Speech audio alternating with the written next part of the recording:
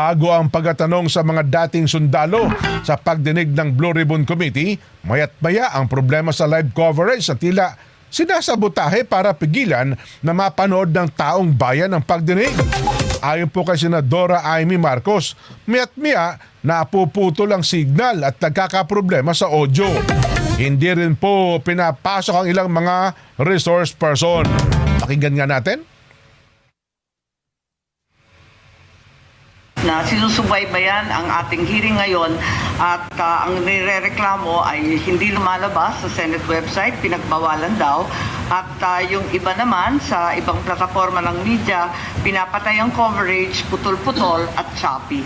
Kung pwede lang po, hayaan natin na marinig ng sambayanan ang testimonya ng ating mga Marines.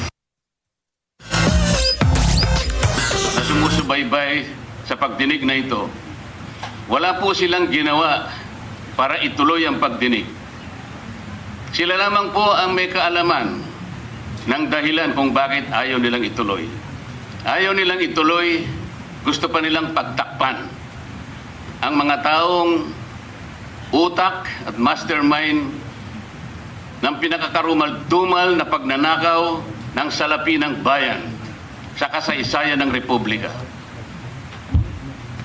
Yung pong kasama naming 11 na nang 11 sa amin kahapon, wala mang isa sa kanila ang naglakas ng loob